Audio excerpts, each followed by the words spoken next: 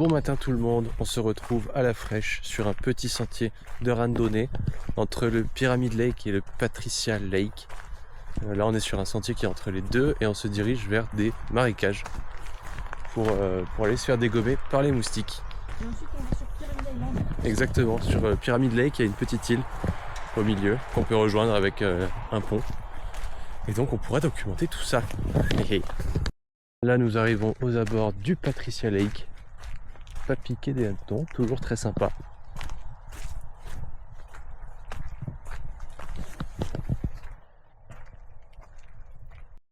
Voilà, c'était juste l'entrée pour le marécage. On peut pas vraiment la pratiquer parce qu'il y a trop d'eau. Ça valait peut-être pas le détour, avec tous les moustiques et tout. On a marché 700 mètres, au moins 5 fois. C'était 3 km 2, ils se sont trompés sur le panneau.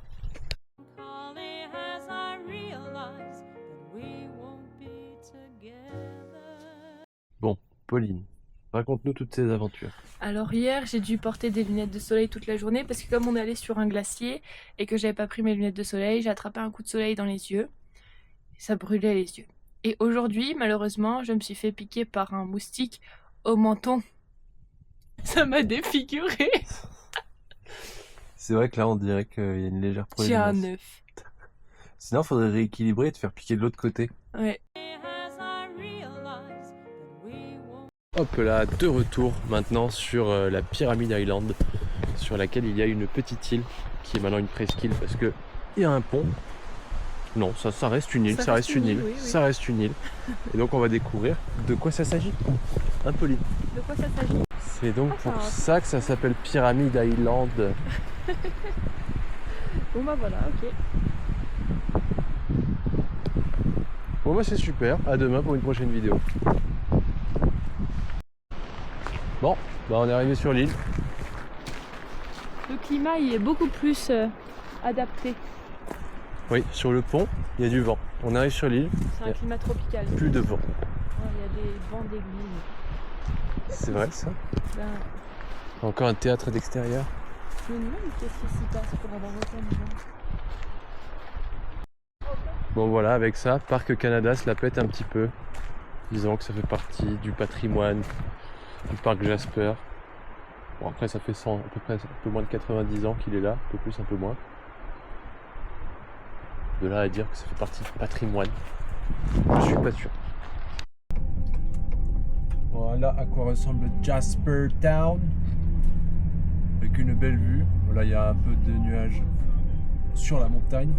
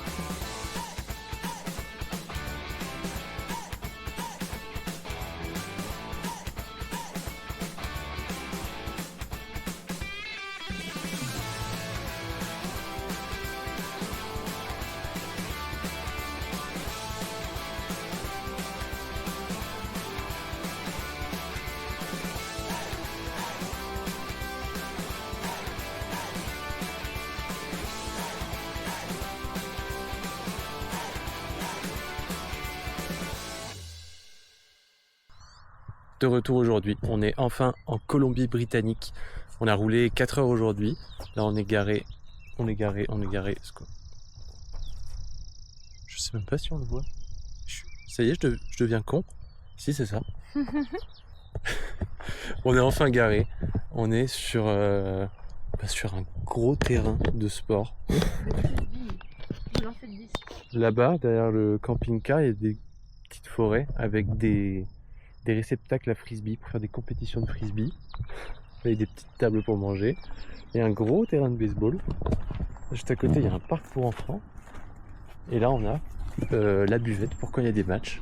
Ce qui est super, c'est qu'on a les prix. On espère que demain ce sera ouvert. C'est génial. Et puis sinon, bah, c'est juste immense. Derrière le terrain de baseball, il y a un petit parc avec plein de tables, il y a de quoi faire du feu, mais on va pas s'en servir. Mais sinon, voilà, l'endroit a l'air très sympathique. C'est dans un tout petit bled, juste à côté de Kamloops, qui est à mi-chemin entre Jasper et Vancouver. Donc là, on est sorti des Rocheuses et on est en Colombie-Britannique et le paysage est complètement différent. Dans les Rocheuses, il n'y avait pas de petits villages.